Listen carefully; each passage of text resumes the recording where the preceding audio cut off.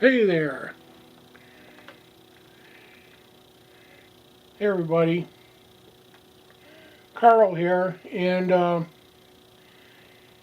I brought you something a little different. If you notice at the beginning is not like my normal videos. There was no captain or kangaroo part of it at all. And if you could kind of recognize my poor rendition of Dazed and Confused by Led Zeppelin. And that there's a reason that I chose that song to play, because I'm about to show you something that when I received it, I truly was dazed and confused. So let me get started here. We'll make this all a little bit more clear for you. Okay, guys. So what's this all about? First of all, you're going to hear noise in the background again because earlier when I had the guitar going, I turned the AC off and everything, and the fans and all that. But the humidity, they're back on, and I don't want to leave them off for a long time. It kind of defeats the purpose. So let me tell you a little story. I don't know if some of you remember. I've talked in the past how when I was young, when I first started playing guitar, I was younger than 12 because I started out with a Rennet acoustic, and I know I wanted to play electric guitar. So my parents, when I was 12, got me a 1964 Fender Mustang, and man, that's, I look back now, I would love to have that guitar. But they got me the guitar. I didn't have an amp. Well, my dad had a supper club, and one of the things that he had for entertainment, he had live entertainment, but other times he would play tapes. And he had Wallensack. And back then, that was, they were top of the line. They were really good recorders.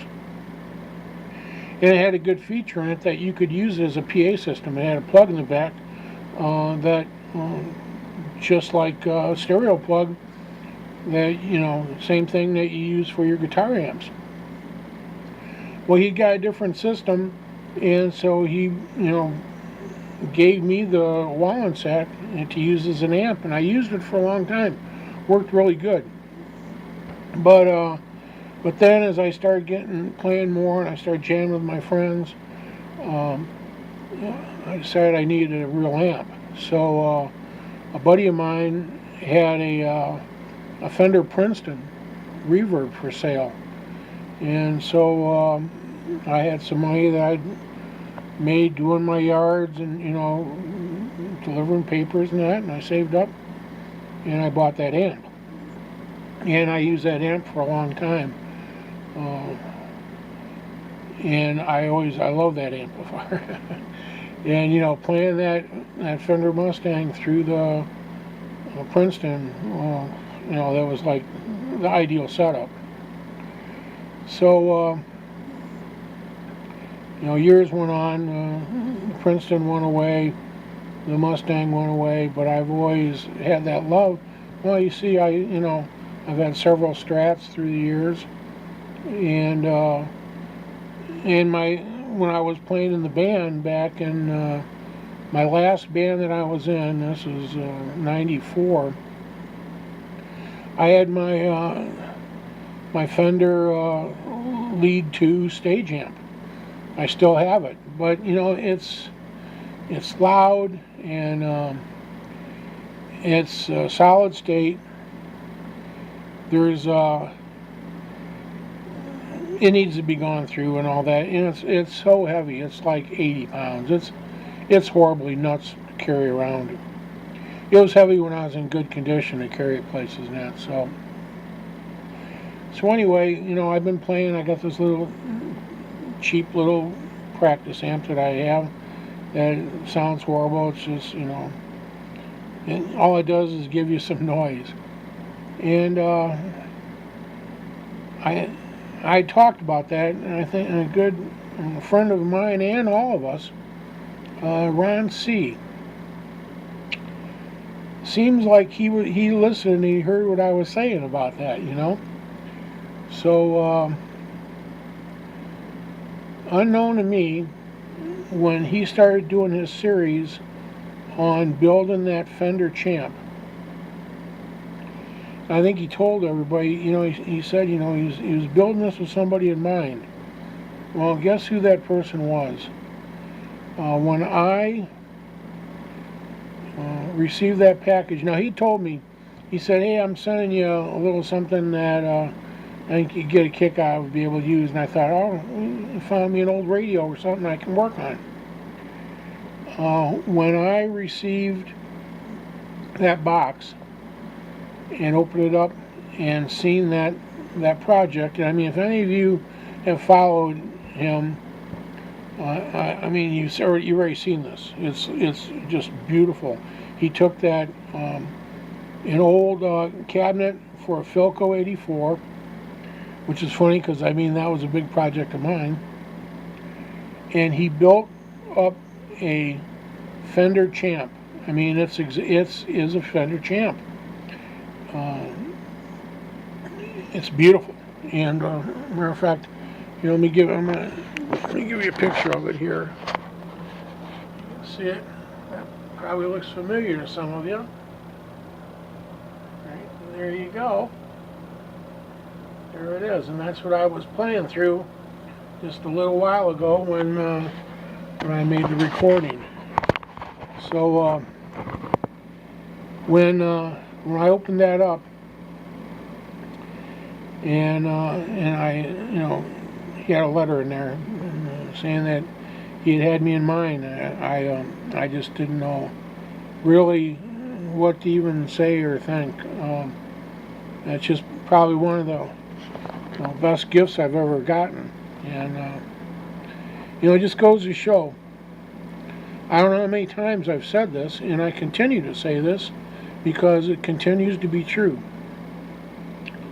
We have some of the best people, bar none anywhere, in the group that we have, where we, in our electronics and all that, on YouTube here. It's incredible. It's just incredible. I've been so blessed, and the goodness of Ron, and you've seen him before. He's been very generous to a lot of people. Not only is he generous in his knowledge and sharing his videos and just his friendship, but like I said, I can't say thank you enough. And I told him, I said, he goes, all I want to do is hear you play some music. And I've actually been kind of going weird about it. For some reason, because I was dazed and confused. When I got it, I just thought that's a perfect song to play. And so, I put just a little bit of that together, and I want to do some more with it. I want to, I want to play. I'm going to definitely do some more music, and matter of fact, I'm going to do a review on my some of my pedals. I want to make a pedal board, and so the nice thing about that Champ, I'm skipping around, but I'm still dazed and confused. But the beauty of it is it has such a clean tone.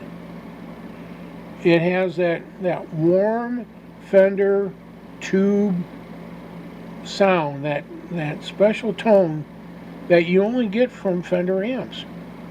And the nice thing about that is it doesn't have bells and whistles because you don't need them, because if you have the pedals, you can add the bells and whistles as you go.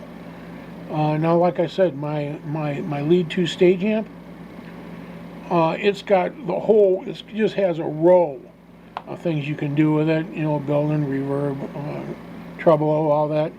Plus you can play pedals through it, so, but when you get down to the basics and the old blues and some of the old songs, having that clean Fender sound is just wonderful. And then you can take and build on that. And I'm gonna go over that in future videos. It's been a while since I've had this. I should have done this a lot earlier. Like I said, there were several songs I wanted to do, and I wanted to put some stuff together that I just really wasn't together on, and I was just wasting time. So I thought, you know what?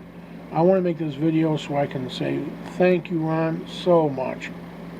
And and I asked him, I goes, can I share your generosity and show everybody, and tell them about it in the video? And he said, yeah, it's okay.